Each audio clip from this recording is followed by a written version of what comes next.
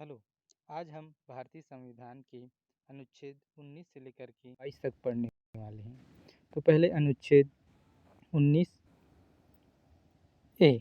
अनुच्छेद 19 एक। तो इसमें क्या है, निम्नलिखित अधिकार प्राप्त हैं इसके तहत। इसके सब क्लॉज हैं, जैसे ए में वाक और अभिव्यक्ति की स्वतंत्रता दी गई है। इसमें प्रेस की स्वतंत्रता भी शामिल है। अगला है बी के तहत शांति पूर्वक निरायुध सम्मेलन यानी कि असेंबली पीसफुली विदाउट आर्म्स, बिना शस्त्रों के पीसफुली अगर सम्मेलन करते हैं तो उसका अधिकार दिया गया है। अगला सी हम देखते हैं। सी में संगम या संघ सहकारी समिति बनाने का स्वतंत्रता दिया गया है। आप एसोसिएशंस बना सकते हैं। डी जो है, राज्य क्षेत्रों में स्वतंत्रता पूर्वक संरचना या मूवमेंट की अधिकार देता है। ये जो है, भारत के किसी भी भाग में निवास करने या बस जाने का स्वतंत्रता देता है। जी जो है, कोई वित्त उपजीविका या कोई भी अपना पेशा चुनने का अधिकार देता है।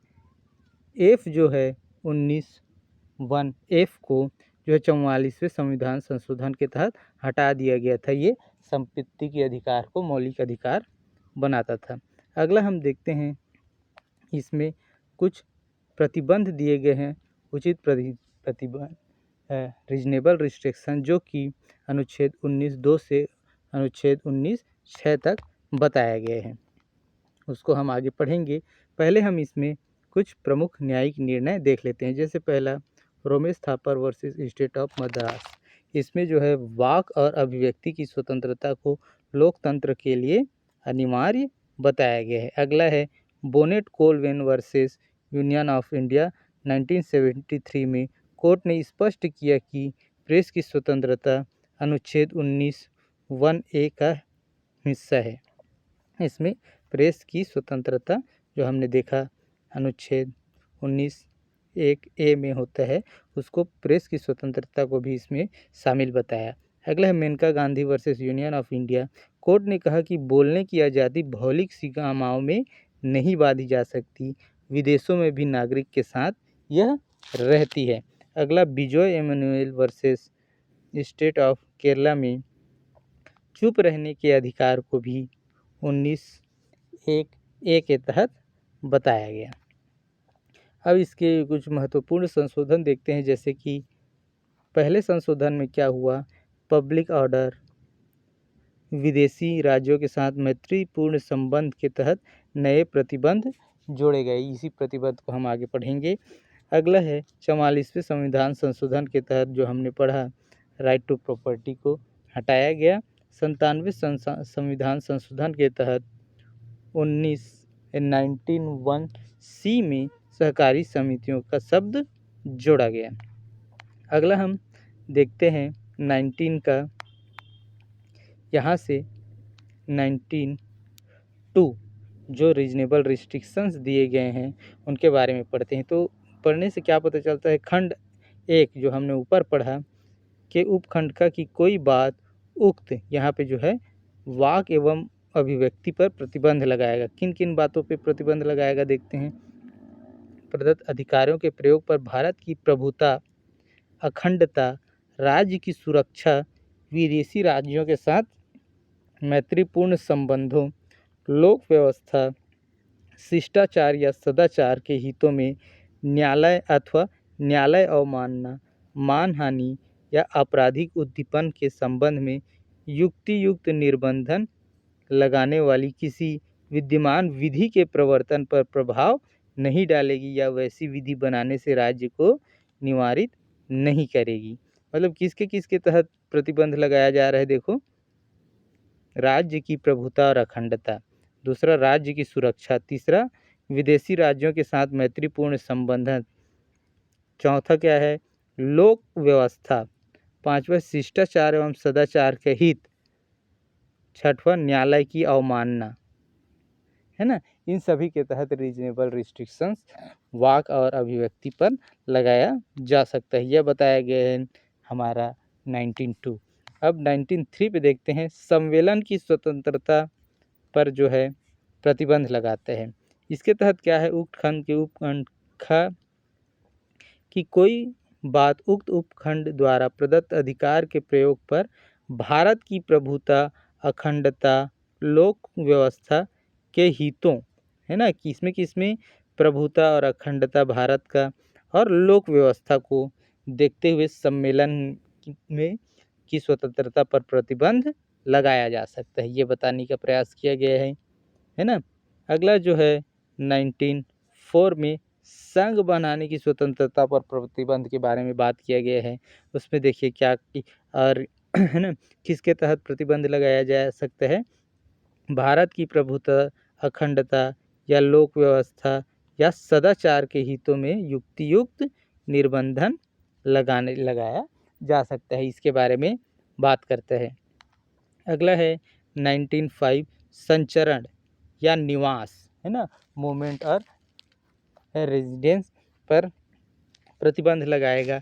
और किसके तहत, देखो किसके तहत लगा सकती है, जैसे कि है ना साधारण जनता के हित में, ठीक है, जैसे कि किसी अनुसूचित जनजाति के हितों के संरक्षण के लिए, है ना, इन सभी किसी भी क्षेत्र में किसी भी लोग के लिए अगर क्या करना है, उनके हित में क्या कर सकती है, संचरण और निवास पर प्रतिबंध लगाया जा सकती है। और इसी के तहत देखो नॉर्थ ईस्ट में परमिट सिस्टम होता है, उन किन्हीं क्षेत्रों में लगाया गया है ना, कि वहाँ बिना परमिशन के आप नहीं जा सकते, उस तरह का इन्हीं के तहत बनाया जाता है। अगला देखो 1906 व्यापार और वृत्ति पर प्रतिबंध। व्यापार और वृत्ति पर प्रतिबंध कैसे होगा, कोई बात उक्त उपखंड द्वारा प्रदत्त अधिकार के प्रयोग के साधारण जनता के हित, साधारण जनता का हित बोला गया है, में निर्बंध लगाया जा सकते हैं, है ना। और इसमें इस राज्य के साधारण हित जो बताया गया है उसको भी आगे और बताया गया है, जैसे किसी व्यक्ति के लिए आवश्यक वित्ती का या तकनीक अहर्ता है, किसी काम के लिए कोई तकनीकी अहर्ता होना चाहिए और कोई दूसरा काम कर रहा है कोई दूसरा जिसके पास ऐसा अहर्ता नहीं है तो उसको रोक सकता है, ये बताया गया है। राज्य द्वारा राज्य के स्वामित्व या नियंत्रण वाले किसी निगम द्वारा किसी व्यापार, व्यवसाय, उपयोग, उद्योग या सेवा का नागरिकों का पूर्णतः अंशतः अपवर्जन करने का या अन्यथा चलाया जाना, मतलब कोई कार्य को राज्य जो है अपने लिए संरक्षित कर सकती है अपने स्वामित्व में, कि राज्य इन कार्यों में राज्य कार्य करेगी, कोई व्यक्तिगत व्यक्ति कार्य नहीं कर सकता। इस तरह से भी रिस्ट्रिक्शंस लगा सकते हैं, ये बताया गया है ना। ये जो महत्वपूर्ण ऐतिहासिक निर्णय हैं इन्हें हमने देखा है। अगला हम भारतीय संविधान के अनुच्छेद 20 पे चलते हैं।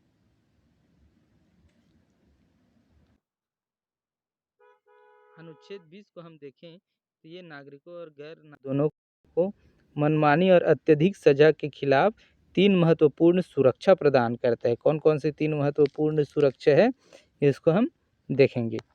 पहला देखो 21 क्या कह रहा है, कार्योत्तर विधि के संरक्षण, एक्स पोस्ट फैक्टो लॉ। ये क्या कर रहा है, कोई व्यक्ति किसी अपराध के लिए तब तक सिद्ध दोष नहीं ठहराया जाएगा जब तक कि उसने ऐसा कोई कार्य करने के समय जो अपराध के रूप में आरोपित है किसी प्रवृत्त विधि या अतिक्रमण नहीं किया है और न उससे अधिक सख्ती का भागी होगा जो उस अपराध के लिए किए जाने समय, है ना, समय प्रवृत्त विधि के अधीन अधिरोपित की जा सकती है। कहने का मतलब क्या है, जिस समय कोई कार्य किया है और वो उस समय अपराध माना जा रहा है तभी वो उसे सिद्ध ठहराया जाएगा।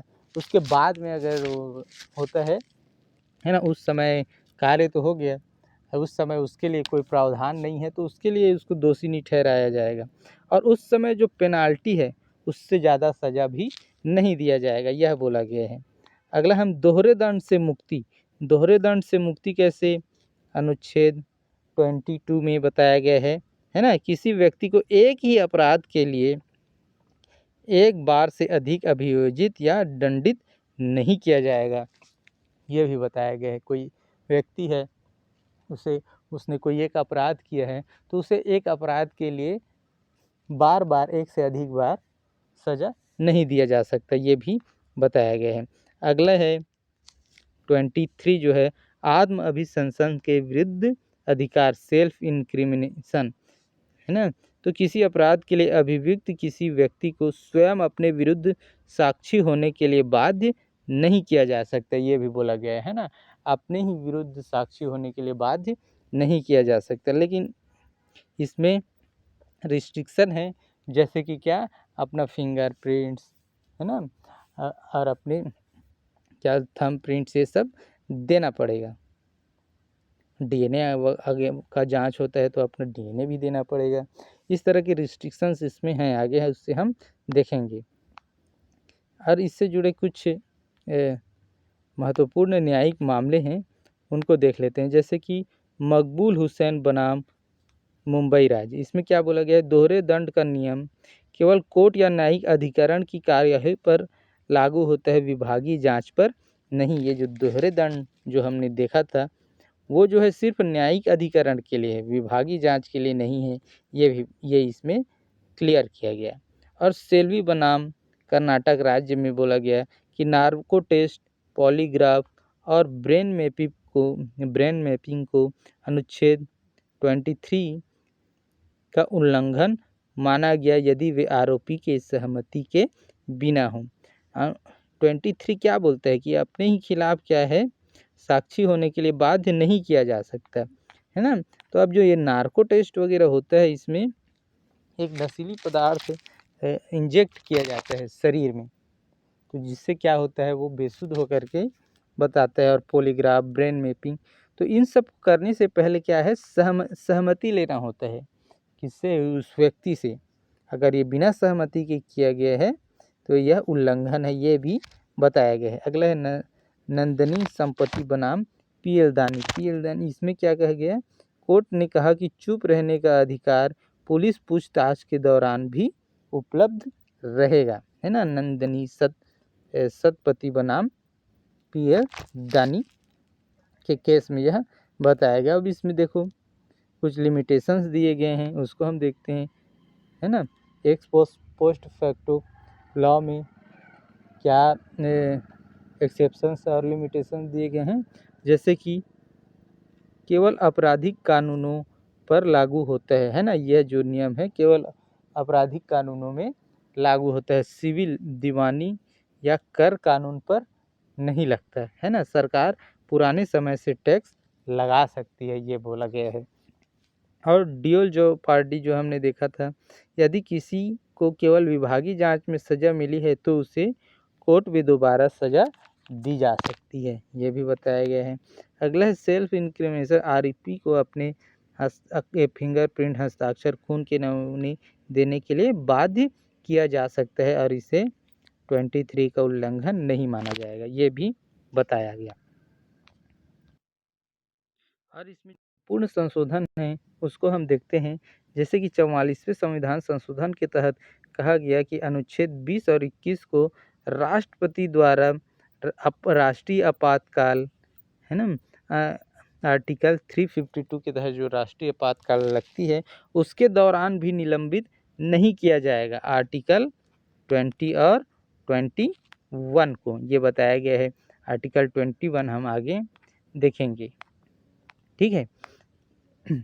तो आगे हम आर्टिकल 21 देखते हैं, तो ये क्या बताया गया है, इसको संविधान का मैग्ना कार्टा या जीवन का अधिकार माना गया है। इसमें क्या है, सबसे व्यापक और गतिशील अधिकार प्रदान करता है।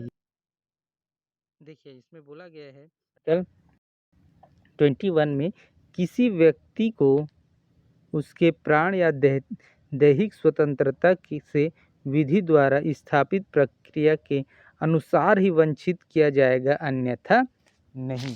ये बोला गया है कि उसके प्राण या दैहिक स्वतंत्रता की विधि द्वारा जो स्थापित प्रक्रिया है उसके द्वारा ही क्या किया जा सकता है, वंचित किया जा सकता है, अन्यथा नहीं किया जा सकता। तो इसमें जो मुख्य अवधारणा है वह क्या है, देखिए, प्राण का अधिकार, राइट टू लाइफ, इसमें केवल जीवित रहना शामिल नहीं है बल्कि मानवीय गरिमा के साथ जीवन रहना शामिल है। मानवीय गरिमा के साथ व्यक्ति जीवन रहे, जीवित रहे, ये आर्टिकल 21 बताता है। और दैहिक स्वतंत्रता, पर्सनल लिबर्टी के बारे में भी बात किया गया, ऊपर हमने देखा। तो इसमें क्या है, इसमें व्यक्ति की शारीरिक स्वतंत्रता और वे सभी अधिकार शामिल हैं जो उसके जीवन को पूर्ण बनाते हैं, ये बात किया गया है ना। अब विधि द्वारा स्थापित प्रक्रिया क्या बोला गया है, इसका अर्थ है कि केवल राज्य तभी स्वतंत्रता छीन सकता है जब उसके लिए कोई वैध कानून मौजूद हो, अन्यथा नहीं। और ये कोई वैध कानून बनाने का अधिकार किसका होता है, संसद का, है ना। अब अगला है, आगे हम बढ़ते हैं।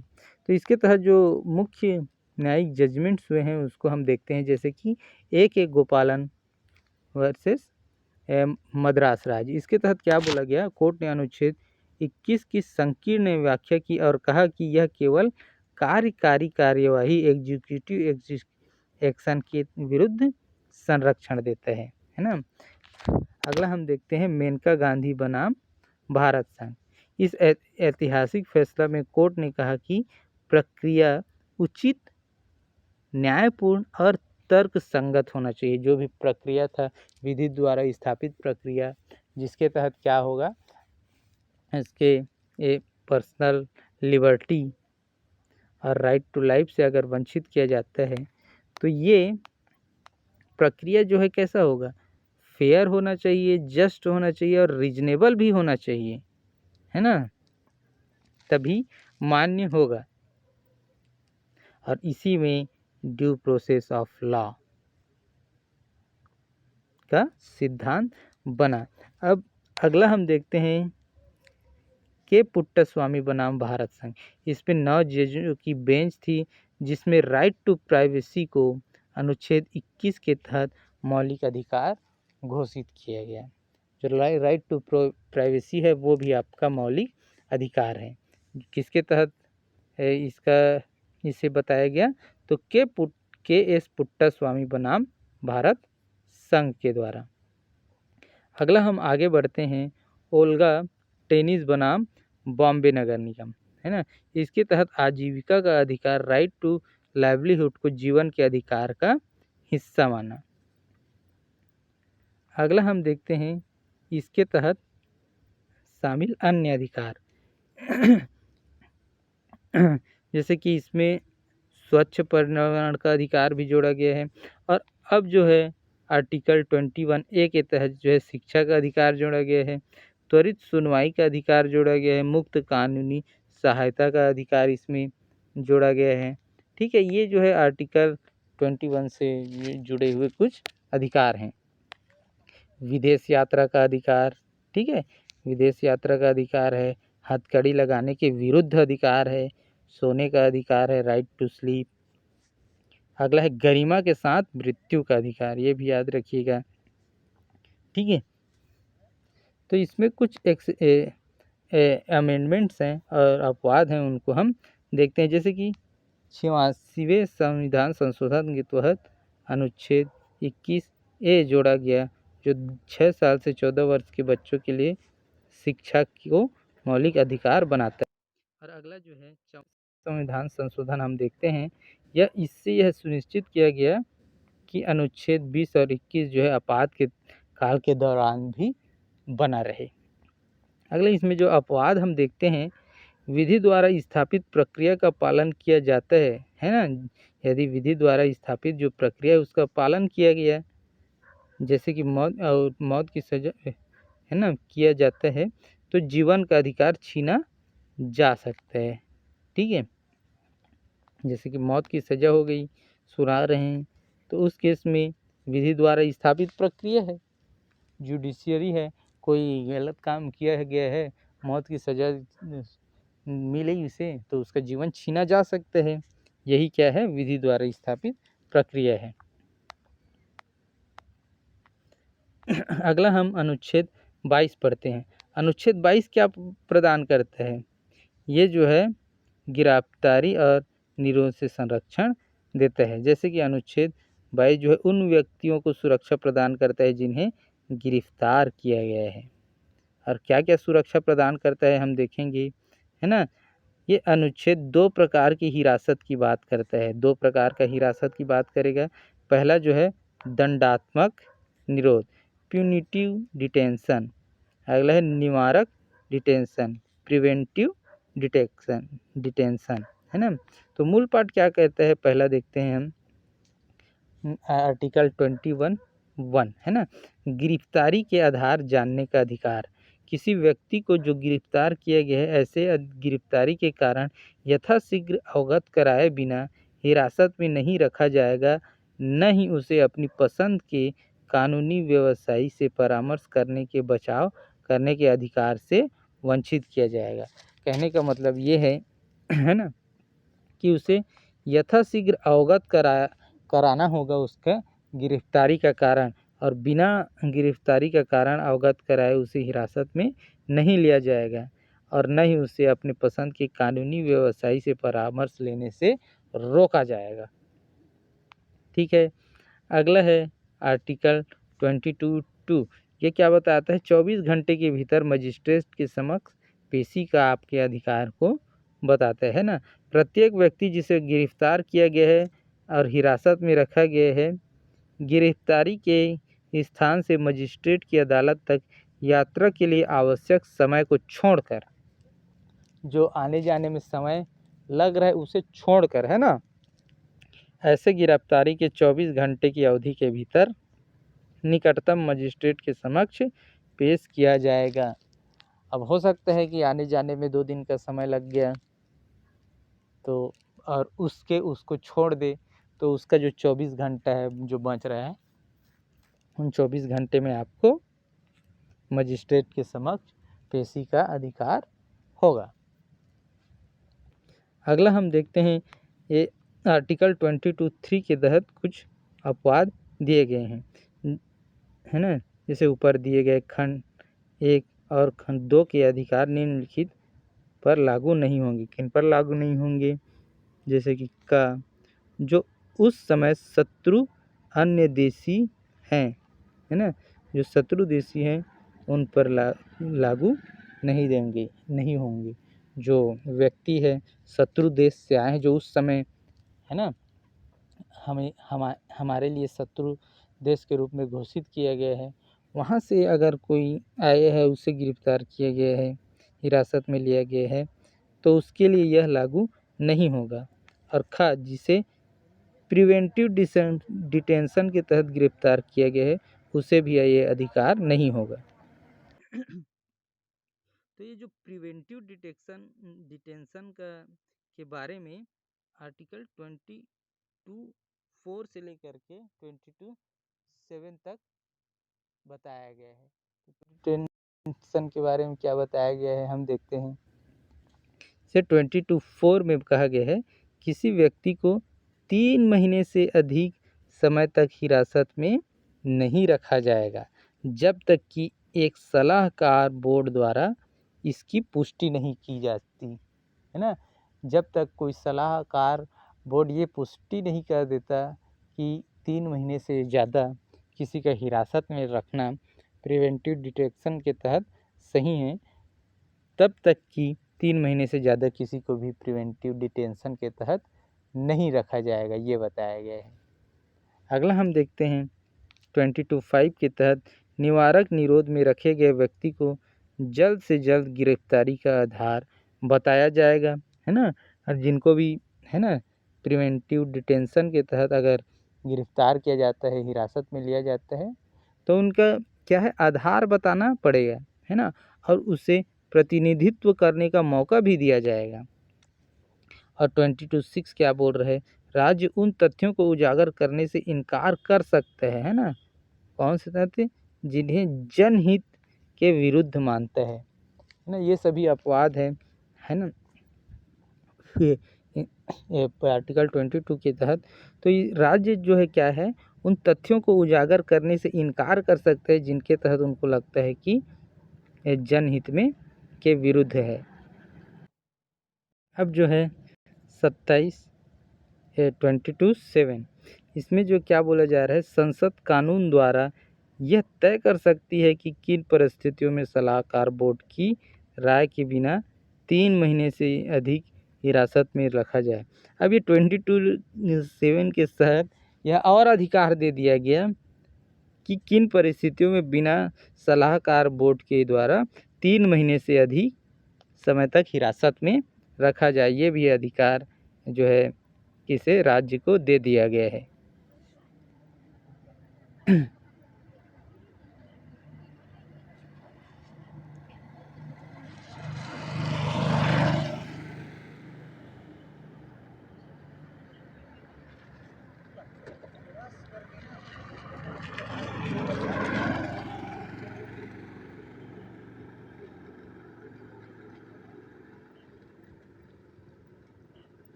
माने कि आर्टिकल प्रिवेंटिव डिटेंशन के तहत राज्य को काफ़ी अधिकार दे दिए गए हैं। अगला हम देखते हैं महत्वपूर्ण न्यायिक निर्णय देखते हैं इसके तहत। जैसे कि पहला है एक के गोपालन बनाम मद्रास राज्य। इसके तहत क्या है, कोर्ट ने निवारक निरोध अधिनियम की वैधता की पुष्टि की, लेकिन कहा कि प्रक्रिया पालन होना चाहिए, है ना। जो हमारा प्रिवेंटिव डिटेंशन है उस अधिनियम की वैधता की पुष्टि एक के गोपालन केस में किया गया, लेकिन ये प्रक्रिया का पालन जो है होना चाहिए, ये भी बताया गया। अब डी के बसु बनाम पश्चिम बंगाल राज्य। इसके तहत सुप्रीम कोर्ट ने गिरफ्तारी और हिरासत के दौरान पुलिस के लिए कड़े गाइडलाइंस जारी किए कि किस तरह से पुलिस हिरासत में ले सकती है। इस तरह का गाइडलाइन जो डी के बसु बनाम पश्चिम बंगाल के केस में सुप्रीम कोर्ट ने बताया। अगला है हुसैन आरा खातून बनाम गृह सचिव बिहार। तो इसमें जो है स्पीडी ट्रायल और मुफ्त कानूनी सहायता को गिरफ्तारी के विरुद्ध संरक्षण का हिस्सा माना। तो आपको क्या है मुफ्त कानूनी सहायता और गिरफ्तारी के है ना, गिरफ्तारी के विरुद्ध जो संरक्षण है इसका हिस्सा है कि आप स्पीडी ट्रायल ले सकते हो और मुफ्त कानूनी सहायता प्राप्त कर सकते हो। ये भी अगला है, इसमें जो महत्वपूर्ण संशोधन हम देखते हैं 44वें संविधान संशोधन, है ना, काफ़ी पढ़े इसको। तो इसमें सलाहकार बोर्ड की संरचना और में बदलाव और बोर्ड की मंजूरी के बिना अधिकतम अवधि को कम करने का प्रयास किया गया। अगला है प्रिवेंटिव डिटेंशन लॉ। भारत में कई ऐसे कानून बने हैं जैसे टाडा, है ना, पोटा। ये पोटा अब हट गए हैं, ये दोनों अब है जो है UAPA चल रहे हैं ना। तो प्रिवेंटिव डिटेंशन के तहत ये सभी लॉज बने और इन लॉज के तहत प्रिवेंटिव डिटेंशन किया जाता है। जैसे कि पाया गया कि किसी का बाहर रहना आपराधिक गतिविधियों को बढ़ावा दे सकता है, तो ये प्रिवेंटिव डिटेंशन के तहत वो उसको क्या कर सकती है, हिरासत में ले सकती है। काफ़ी न्यूज में ये था जो है प्रिवेंटिव डिटेंशन। एक समय कश्मीर के जब आर्टिकल हटा था तो उस समय कश्मीर के जो कई नेता थे उनको प्रिवेंटिव डिटेंशन के तहत क्या किया गया था, हिरासत में लिया गया था कि ये लोग भड़का सकते हैं, हिंसा भड़क सकती है, इस तरह की बातें बोल करके सरकार ने क्या किया था, प्रिवेंटिव डिटेंशन के तहत उन्हें हिरासत में ले लिया था।